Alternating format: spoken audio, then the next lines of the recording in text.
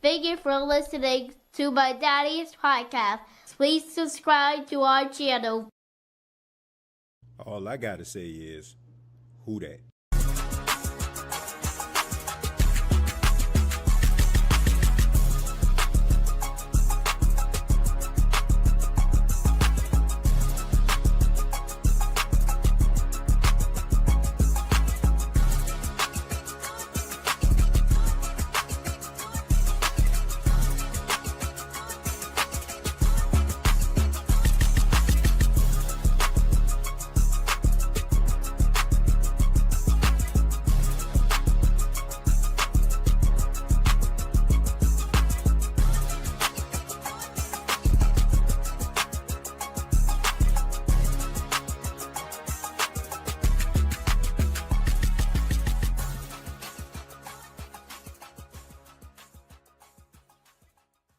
Hey, what's going on, Who Dat Nation? It is yours truly, Timothy J. Jones. And yes, I am the host of the State of the Saints podcast. And thank you so much for checking out the State of the Saints podcast, where we talk New Orleans Saints. And on this edition, we have a guest with us, a friend to the room. You definitely have read his articles from New Orleans Advocate, Times-Picayune. He covers the New Orleans Saints as well as the New Orleans Pelicans. And he's a good friend of mine, ladies and gentlemen, Mr. Rod Walker. Rod, how you doing? Doing good, man. I like your new intro. Hey, man, appreciate it, man. I think you had it the last time I was on here, so. Yeah, man, like trying to change it up a little bit. I appreciate it. But Rod, thank you so much for being here. And man, it's such a pleasure to watch you along with the other Saints beat writers, doing the show where you cover the New Orleans Saints. That's my first question to you, because I never asked you this. Like, how did that come together, man? I mean, it just seems like you guys' chemistry is like on point. So how did that all come together? That's a good question. It just. I mean, for me personally, I came when I moved to New Orleans back in 2013. I was covering high school sports mostly. Right. Eventually got moved up to covering the Saints, and we just kind of put a team together, and we do kind of click well. I think everybody kind of knows everybody's strong points, but as far as the people that work with me directly, but as far as the entire Saints media corps, I mean, we all, we get along pretty well, and everybody's just trying to get people the information. So just like you're doing, I mean, you're doing the same thing. You're trying to keep people informed and give our opinions on different things. And, I think it just says a lot about this fan base, because we have a lot of people who are covering this team, and we have a lot of hungry fans who want to know about it. So that's why, people like you are being, you're able to have such a big following, because we have so many people that want to hear all these different opinions. Yeah, absolutely. I mean, you all do an outstanding job, man. I don't miss an episode. Like, I just like the way that you all bounce off each other. And like I said, I just think that the show is just absolutely dope. Like I said, I don't miss an episode. But I appreciate that, man. Yeah, but let's go ahead and talk a little bit about the New Orleans Saints. I mean, this has been like a very eventful offseason. I mean, it's been a long time since I've seen all season like this. Where it's like in years past, you kind of knew where the New Orleans Saints were going to go when it comes to maybe draft picks. It got kind of boring a little bit. Like, you knew like you going to have stability at the quarterback position, et cetera, et cetera. Just looking at this offseason, has it been like extremely eventful from your perspective? Yeah, I mean, obviously when they made the coaching change back in the, last season and decided to get rid of Dennis Allen, I think that kind of had everybody just kind of excited about seeing what was next for this team, because it's been, the past few years haven't been great, haven't been in the playoffs, and that's obviously frustrated the fan base, understandably. And so I think the hiring of Kellen Moore, I think, it kind of got some people excited. Whoever they hired probably was going to excite people. I guess, I mean, they just wanted to see change, and that's what this franchise is now. They just want to see some change. So I think that's been exciting. To me, I don't think free agency has been that exciting. I mean, I don't think they really signed any guys that got everybody like fired up. Like, oh, this is our year. I mean, I just don't think they made those kind of moves. But I mean, it is good to see that they're doing some things, I guess. They re-signed Chase Young and signed Justin Reed. So I mean, they made some signings, but I don't think they made the kind that they're not gonna make you go out and buy some jerseys for the players. Yeah, right. But I think everybody's just kind of looking to see, what this team is about to do. Yeah, I guess when I mean eventful, right? I mean so many different stories. Like as far as like the Saints going to all these different pro days. I mean the usual suspects are being re-signed by this team, but it's to a point where you don't really see the New Orleans Saints like hiring new head coaches, getting new coaching staffs, all that kind of stuff. So when I mean eventful, I mean like just from that perspective. Like as far as players, I definitely agree with you. I don't feel like the Saints have signed that one particular player that can galvanize this entire fan base to kind of get them on board. The pulse of the Who Dat Nation is a little bit up and down, especially when it comes to like certain players. Like, are you getting that from the fan base as well? Like, it may be fans are just trying to find something they can latch on to get excited about this 2025 season. Yeah, I think so, and I think this draft is going to say a lot. I mean, I think once we get into that and find out what kind of players they bring in, what positions they try to address, they have a bunch of needs. I mean, this team, they got a bunch of needs. So I think that's going to say a lot about this team and what direction they're going in. As far as you kind of talked about the people they're inviting in and the people that are going to see. I mean, it seems like we've heard more this time than we've ever heard. I mean, like on some big names, and I mean, obviously since they're drafting 9th, which is higher than they've drafted in a while. So I'm sure that kind of adds some excitement to it too, because now you got a chance to get a player in here that can possibly be the face of the franchise or be a guy that can, definitely make an impact. So I think that definitely makes it a little more interesting this offseason. Yeah. Let's talk a little bit about the draft. You said that they have the number 9 pick. I mean, that's a really good spot for a team that's trying to build something. I mean, you got opportunity to get like a really good generational type talent. But there's been a lot of talk about what direction the Saints need to go in. I mean, we've heard, guys like Ashton Genty, the running back out of Boise State, from that to maybe even Shedeur Sanders, the way that some of these other teams are setting themselves up. It's looking like maybe quarterback in this year's draft is not in the cards for them. So just looking at the New Orleans Saints, I mean, if you were the Saints, are you staying in that spot at 9, or are you trying to aggressively possibly move up a little bit to maybe get a quarterback, like Shedeur Sanders or even Cam Ward? Well, for me, and let me preface this by saying I'm a big Shedeur Sanders fan. I don't know if maybe you, but I don't think a lot of people in the media have watched more Shedeur games than me, because I watched him even at Jackson State, and I know you have. I know you're the same way. Yeah. I'm really high on him. I think a lot of people use some of their, they might be anti-Deion, so they kind of hold it against Shedeur. But I think talent-wise, I think he's going to be a really good quarterback. I don't know how the Saints view him, though. I mean, if the Saints view him like that, I think he might be a guy I think he's a guy that you could try to go up and get him if you really, really like him. And you look at the draft order. I'm looking at it now. Like, I mean, Tennessee's going to probably go Cam Ward 1. You'd imagine that. Cleveland, you don't really know what they're going to do. They might be, But after that, I mean, you got a lot of teams that have quarterbacks already. The Giants got Russell now. Patriots got Drake May. Jags, I guess they're still satisfied with Trevor Lawrence. Raiders just signed Geno. The Jets signed Justin Fields. Panthers have Bryce Young. So, I mean, outside of those first 2 teams, I mean, there might not be, if Shedeur doesn't go to Cleveland, if they decide to go Travis Hunter or some other direction, Shedeur might be in reach if he's a guy. And again, this all goes back to how much the Saints really, really like him. And I mean, obviously, we know the situation with Derek Carr and all the money that got tied up in him. But I don't know, man. I think quarterback is a position that you could, it goes back to how much you really like them. Yeah. Look, I really feel like Shedeur Sanders, he gets a bad rep when it comes to media. I guess, when we're talking about the quarterback position, I guess, the media wants you to be hat in hand, humble.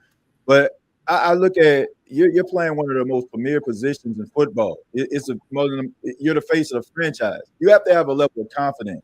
I think that the biggest issue is maybe like the way that he's willing to tell you that how talented he is, how good he is, and maybe that rubs you the wrong way. But I watched every game this guy played from the time he was at Jackson State. That's my alma mater. Right. I mean, I watched him evolve from a guy that struggled with ball security in his freshman year, but he's always been a prolific passer. He's always been accurate no matter what the circumstances are. And a lot of people don't give him credit for this, but he's tough mentally and physically. When you're talking about a player's kid, sometimes they can get a rep of maybe not being tough enough because maybe they didn't, come from a certain environment. But he has always carried himself, and I think that he is a guy that believes in himself, and I think that the guys around him believe in him. Does that kind of stuff shouldn't matter. Like if a player has that level of confidence, shouldn't matter to an organization. I mean, we're talking about a guy who's just confident in himself. You never really hear anything bad about him in the news or anything like that. Like, should that type of stuff matters, the bravado that he comes with? Yeah, I mean, I don't think. I mean, he has that confidence. And I think guys will rally around him. I mean, you saw it at Colorado. But to me, the thing that stands out about him the most is just how tough he was. I mean, he's playing behind a really well. I don't want to say the line was bad. But I mean, that offensive line struggled, especially last year. I mean, they got a little better this year. I mean, he took so many sacks, and he just kept getting up and kept playing. And I think that toughness is going to go a long way for him in the NFL. And so I just think he's a guy that.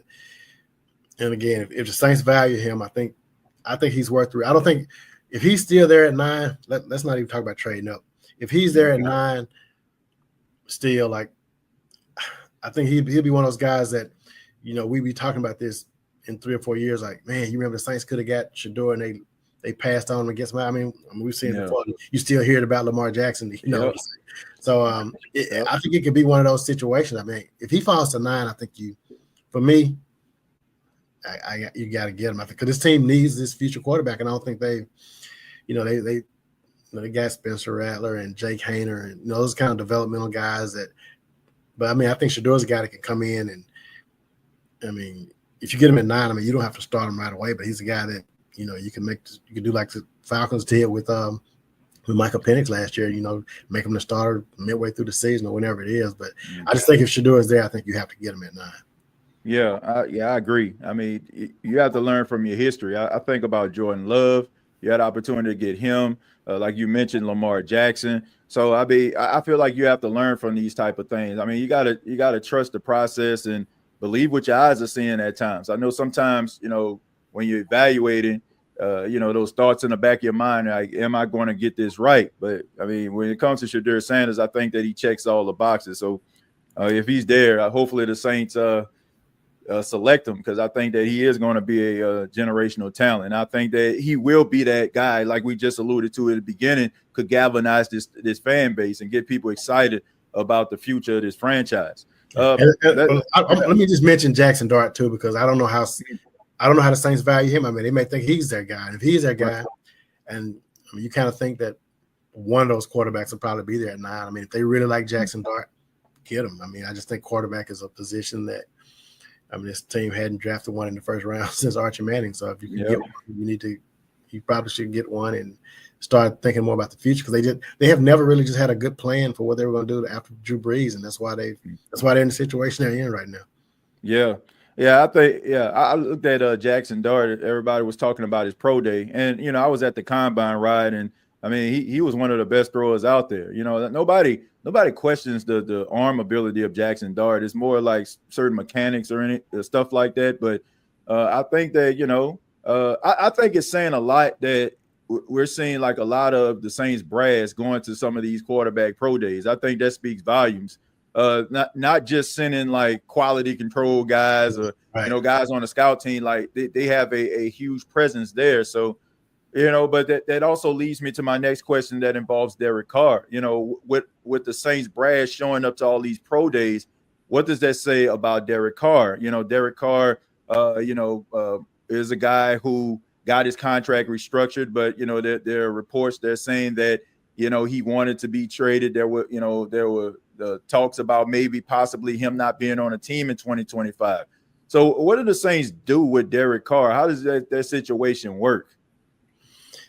We haven't talked. Nobody's really heard from Carr other than just like the report you mentioned. I'm really curious, like when he does come back for camp and all that. I just want to hear where he is, because I don't, we don't really know how, if he's happy or not happy. So that's kind of what I'm looking forward to hearing, because the fan base has definitely they've turned on him like totally. It's pretty brutal, man. I don't know. Like, I didn't make a lot out of the Super Bowl stuff. I know a lot of people did. I'm not sure what your thoughts were on that, but people think he should have been around, and maybe so. But I don't know what kind of previous obligations he had. So I try not to read too much into that. But then you hear the stuff about he wanted to be traded. Like you do wonder. Like, Derek Carr has a wife and kids. They live in this city. I'm sure they hear and read all the stuff that's been said about him. So if you're a quarterback, maybe you do want to go somewhere else and not have your family around that. So, so I don't know how happy he is, and I don't know if he can win his fan base over unless he goes 17-0 and then wins the Super Bowl. So, he's going to get booed probably this season every time something goes wrong.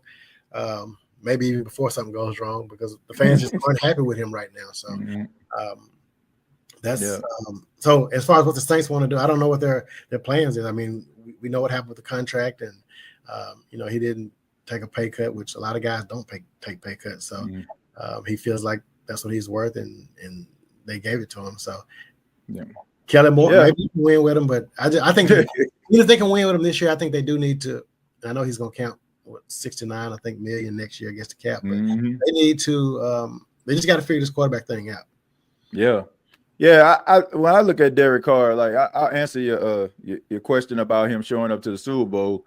Yeah, I was kind of critical of him because he didn't show up. Because when you look at Derek Carr and some of the negative equity that he has when it comes to this fan base, like, you got to do everything that you can to try to show people that, like, you're a part of this city. Like, you're down there. You know how New Orleans work. Like, when you show your disloyalty in any way towards New Orleans, like like they won't forgive you for it. Like, you cover the Pelicans.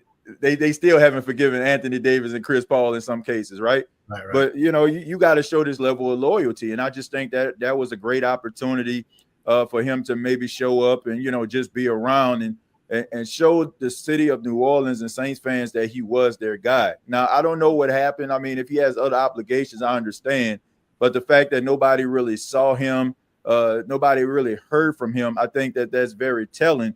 And, Saints fans, when they don't hear from you, they start having those speculations. And when you have those speculations, it don't even have to be the truth.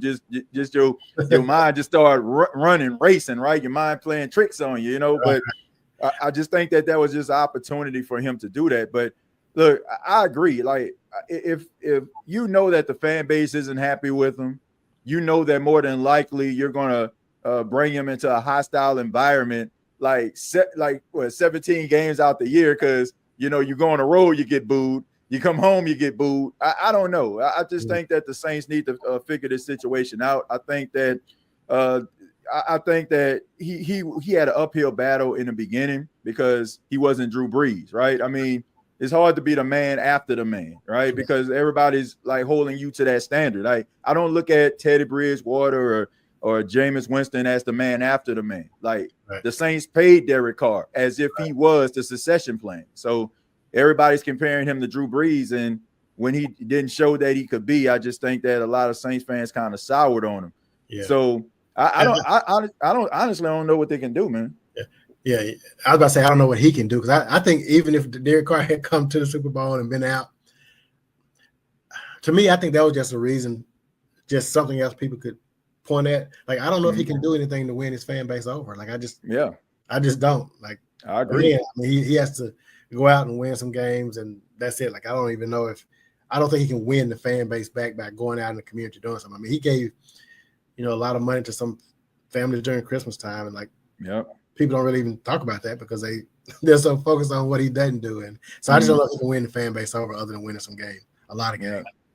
Do you think it's fair though? Like, do you think that some of the criticisms of Derek Carr are fair, or do you feel like the way that he's treated could be looked at as being unfair? No, I mean I think some of it's,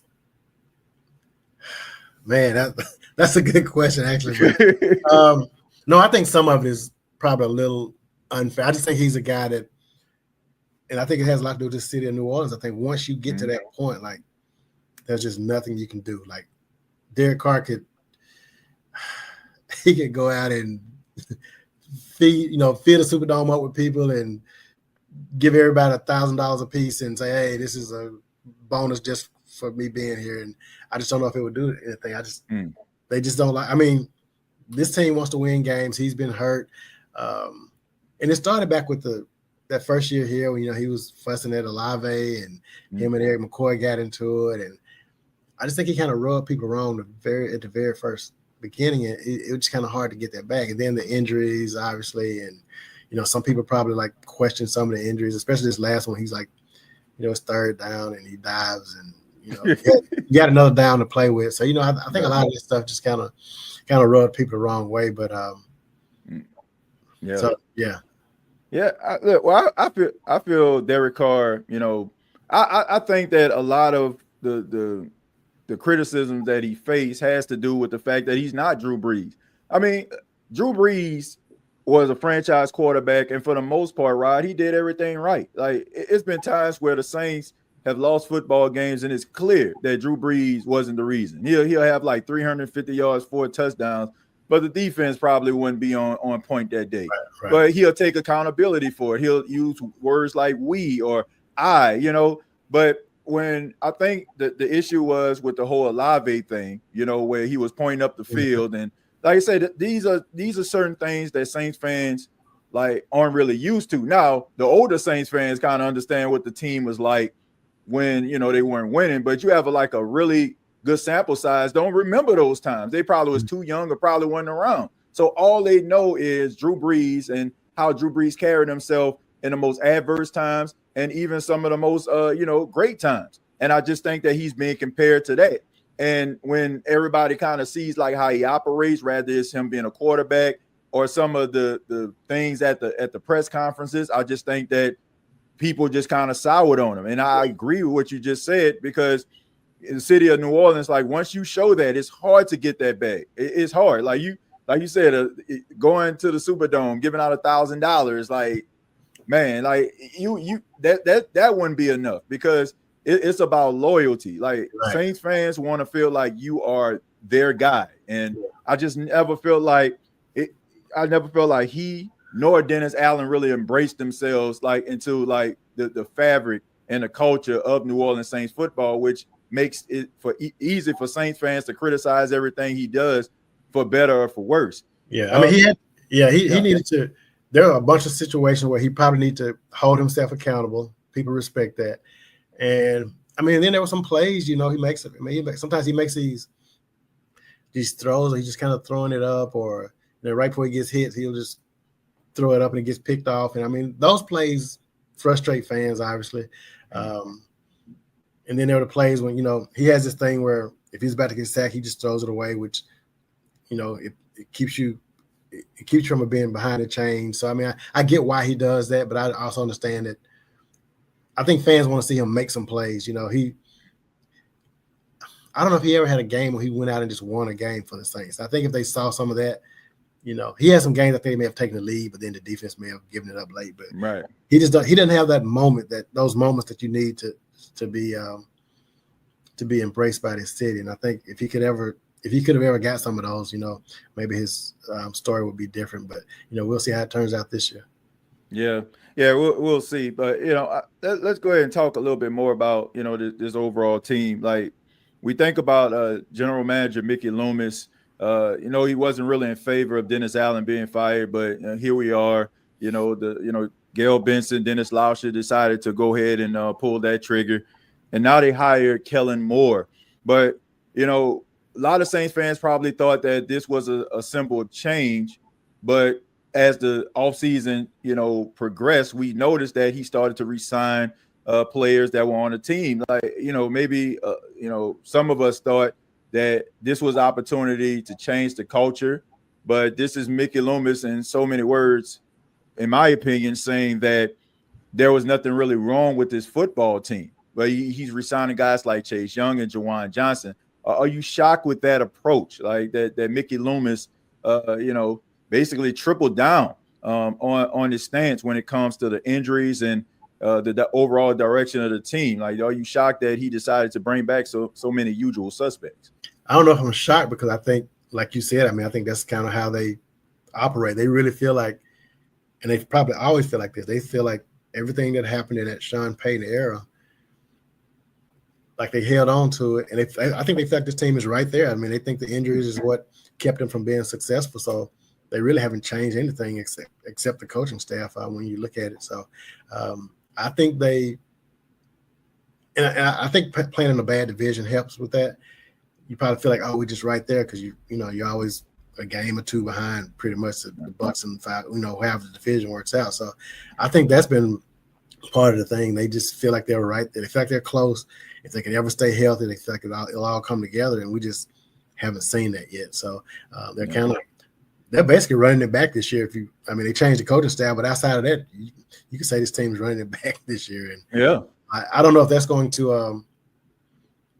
I think a new coach will have the fans at least interested in seeing. If you run it back with Dennis Allen, nobody's on board with that. But I think with a new coach, I think people will be intrigued to see if maybe he can get this offense going. And a lot of that's going to depend on how healthy these guys are. Yeah. I think that Mickey is looking at the first two games of the season, and when the Saints they had all hands on deck, and they were out there beating the brakes off teams. Some would say, well, look how the Panthers season ended. Look how the Cowboys season ended, but he's not looking at it that way. So I look at it like I can understand, like DeMario, Cam Jordan, like these guys are still good players, and we know that the Saints being healthy, they can show you something.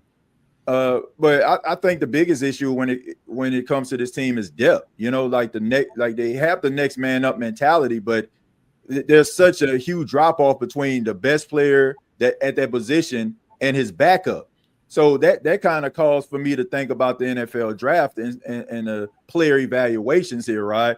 Like when you look at this Saints team, like are they drafting correctly, or is it an issue with their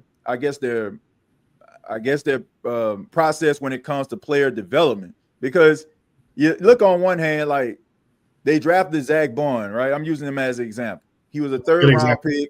They had him on special teams, but he couldn't never find a place on the field. He goes to Philly and becomes a first-team All-Pro. So on one hand, it's like you drafted a really good player, which it shows he's a really good player. Guys like Trey Hendrickson, like. Is it the fact that they have an issue when it comes to player development, or are they just not drafting the right guys? I think it's a little of both, man. I think when you look at the Trey Hendrickson and Zach Bond, to me it was Zach Bond. You couldn't figure out how to use him, but he's shown that he's an NFL top tier player. Same with Trey Hendrickson, but on the other side, you got these guys that didn't quite pan out. The Marcus Davenports and the Peyton Turners. Those guys. Had potential but never reached it, always stayed hurt. Some really bad luck on those guys. And for the most part, this team, you go back to that 2017 draft with the good draft with Kamara and those guys. They did really good, but they haven't really hit like that since then. They had some guys for Wagner's. He's going to be a really good draft pick. I think Alante, Kool-Aid, those guys are going to be good, but you don't have the depth in those drafts. You got one or two good players, but just as far as hitting on three or four guys, they just have not been able to do that. And this team is paying. You can get away with that for 1 year, but you can't get away with that for 3 or 4 years. And right, it's going to catch up with you, especially with the way this team, handles their contracts and stuff. And you can't get these good guys on that first contract, let alone get them to the second one. So I think that's all just. Yeah. It adds up, and that's why this team was 5-12. Yeah, I look at it like putting a square peg into a round hole. I think sometimes they draft players and they try to turn those players into something that they're not. You know, they'll probably put them at a position that they're not really relatively comfortable with. And you know, when they go to other teams, I feel like those teams probably utilize them based on their strengths. I think that could be an issue, and also just, you know, the evaluation. Like, I think a lot of times they rely too much on those athleticism skill tests in order for them to, you know, draft a player. Like, I just think that sometimes if a guy is showing you, like Jalen Carter, for example, like Jalen Carter showed you in college that he was a really talented player. Now he had like his, you know, his opportunities when it comes to certain things like his personality and stuff, but right. He showed you that he was a really good player. And I just think that sometimes maybe scouts talk themselves out of guys. Maybe they look at like how would they be able to, maybe they like how would he react inside of the locker room? Can he be coachable, et cetera, et cetera? But I just think that if you put the right coaches in place, which it seems like Kellen Moore is doing, it seems like he's bringing in not only good coaches, but good teachers as well. And I think like them coming from the college ranks could also help because they understand like trying to mold and shape these guys and remove them from outside distractions. You know, in college, you got a whole bunch of other stuff going on. So coaches focus on that as well. So maybe that's something that they actually need, like focusing on players that have played at a high level, showed you that they can actually get the job done. And maybe, you know, that can be able to help them. But I just think that a lot of overanalyzing may have caused this team, you know, to maybe kind of slip when it comes to some of the draft process. I was going to just add on that. You know, they have these quote unquote prototypes. Like this guy has to be 6'9", his arms got to be this long, and that's kind of what they drafted guys like Davenport and Peyton Turner because they fit this prototype. And I just think sometimes you gotta, you know, watch what these guys did in college, look at who they played against in college, you know, and kind of take your chances on those kind of guys. So, I think when it comes to like certain players, like that went to the University of Georgia, your stomping ground, Mississippi State, like they play at such a high level. And when we're talking about transitioning from like the SEC to the NFL, I feel like it's a little bit of a smooth transition. Like, you know, the guys are faster, stronger, etc. Like you have to adjust to that. But the lights aren't as bright because they're so used to being in that moment. I think that when you talk about some of these smaller school guys, you know, they probably have those measurables, but, you know, I think that you have to deal with building up their confidence and also, you know, them playing at a certain speed. Like, I think that has to play a role. I think that sometimes you just have to look at some of these guys when they're playing at you know, playing in these bowl games, you know, playing in all these big time moments. I just think that should, you know, that I think that should make you look at these players and maybe look at them possibly being on your football team and being able to add something to the squad. My final question for you is about the odds for the Saints. I believe it's like at 5.5 this season. Do you feel like the Saints could win more than 5 games? And if so, do you know what would it take in order for the Saints to get to maybe, you know, being an 8 or a 9 win team? I think, well, the obvious answer is the team has to stay healthy. I mean, if they're not healthy, they don't have any shot at doing that. For me, and this team has a lot of holes on it. Like this roster has a lot of holes. I think when the draft comes around, whatever position they get, I'm gonna be like, okay, yeah, they needed one of those. So, right. Receiver is probably like my biggest concern, only because I mean you got Rashid, Chris Olave, and Brandon Cooks, who basically is like 3 of the same guy almost. I mean, you got some undersized, fast guys. All have kind of dealt with some injuries, so I don't know if those guys are going to, you know, can they go 17 games? I mean, that's what you need. So if they don't upgrade in the receiver core, because I think they need a big receiver. Like, I mean, they needed a Michael Thomas kind of guy. They haven't had him since he's left. So I think cornerback. I mean, I don't know how good you got Kool-Aid and Alante. I think those are going to be some good players, but now you're counting on them. Last year, you had Marshawn and Adebo, going to the season. So I think cornerback's a little concerning too. But I do think this team, to answer your question, I do think this team can get over 5.5 wins if they stay healthy. And that's just what it's going to come down to. I don't know I don't think I have a high ceiling for them as far as, like you said, 9 wins, which would be a winning season. I think that's kind of pushing it. I don't know if Kellen Moore is going to come in here and just. To me, you got a running back like Saquon Barkley. I think that makes life so much easier. The Saints don't have Saquon Barkley. I mean, you can try to, make the most out of Alvin Kamara, and maybe they draft a running back. I don't know, but I just don't know if this team gets over 9 wins, man. That's kind of pushed it. And again, like they may do something in the draft that may change my mind, but right now I wouldn't. I think I would go over 5.5, but you mentioned 8 or 9. I don't. To me, that's kind of pushing it. But does the moves by Mickey Loomis change your perspective, when it comes to evaluating this team based on record? I think if he would have conceded, maybe indicated that he was hitting a reset button, maybe relying on the draft, maybe not bringing back so many guys, I think that maybe Saints fans will look at this season a little bit differently. Does that make you look at this season differently, the fact that he's bringing back guys instead of hitting that reset button? Because I think Saints fans would have been a little bit upset, but not as upset if the Saints would have indicated that they're hitting a reset button, versus now it just seems like Mickey is telling us, okay, we're going to bring these guys back and we're going to show you that, okay, we're bringing in a better strength and conditioning coach. We're bringing in different guys that focus on analytics, etc. And we're going to show you that it was all about those injuries. Should we evaluate? I mean, should we look at things differently, and grade this team differently now that they brought back all these guys? How do you see that going? Yeah, you mentioned the fan base. The fans wanted to reset, I think. Just I'm going by social media, which I probably shouldn't go by. But I think people just wanted to see that this team was trying to go in a different direction and not just doing the same old thing, because they just feel like, okay, we're about to get duped again and we're going to fall for this trick again. Right.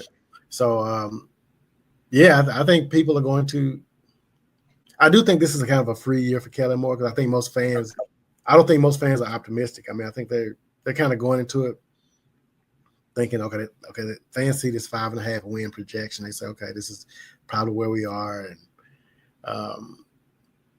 I know fans on the Arch Manning on that train. So I think this could be a bad year. If they ride this year out with Carr, I think the fans are obviously going to be frustrated with that. But if this doesn't go well, you gotta move. You can't run this back again. So I think the new coach, if fans can see something, even if they don't win a lot of games, they playing and. Like the Saints were losing and they were kind of boring to watch, truthful. So I think if they can at least kind of bring some excitement back and just give fans a glimmer of hope, like, okay, I think we're going in the right direction and trending in the right direction, I think that can kind of win some fans over. Yeah. I look at the Dan Campbell's first year in Detroit. I think they may have won 3 games. And then the second year they were on outside looking in. They end up eliminating the Green Bay Packers from playoff contention. And then after that, they went to the NFC Championship, and most recently they went to the divisional round. But, I think it took them drafting well. That's when they started bringing in guys like Jahmyr Gibbs and Jamison Williams and Sam Laporta. Hey, so, yeah. So when you look at, the Saints, they can be in the same territory. I don't think anything that happens this year will have Saints fans looking at Kellen Moore any differently than what they do right now. I think that if they draft well, like you said, like we said at the beginning of this interview, if the New Orleans Saints give the Saints fans something to be excited about, maybe a player that comes in, make an immediate impact, it makes you optimistic about the future. But if it's the same old song and dance, and like you just said, just boring football, and you're just watching this because I grew up a Saints fan, and I remember watching it with my grandmama and my daddy and all that kind of stuff. I just think that Saints fans are going to feel dejected, and they're not going to, look forward to watching this football team. So the Saints are, in my opinion, kind of at a crossroads here. Like, I think fans understand that you have some opportunities to grow, but at the same time, they want to see that you're actually trying to build something for the future. But if they can show a little glimmer of hope, I think that people will start having patience and started trusting the process. But it's going to take some work from the New Orleans Saints organization to get these fans back on board, in my opinion. But Rod, thank you so much. I really do appreciate it. Tell us how we can get in touch with you. Well, as far as reading my stuff, is on NOLA.com, and there's like a Saints tab and my name under it. And on Twitter, I am Rod Walker NOLA. I can't ever remember what it is. Yeah, Rod Walker NOLA on X for those who still use X, and then I'm on Blue Sky as well. I'd recommend people to go over to Blue Sky and check me out as well. I think it's the same, rodwalker.bluesky. Whatever it is on Blue Sky, but yeah. but I always appreciate speaking with you, talking New Orleans Saints. Look forward to reading your articles, and also the Saints Reporter show that you all do, and checking that out during this off season as well as the regular season. I really do appreciate your time, man. Oh, man, thanks for having me on, and I'm looking forward to this draft and seeing what the future holds for this team. Hey, I'm actually excited about it. I mean, like you said, there's so many ways that they can approach the draft. So, I mean, as long as they're not drafting a punter or kicking a first round, I think we're going to be in good shape. Right. Everybody should be happy this time with the draft, yeah. So. Exactly. Yeah. Thank you so much, man.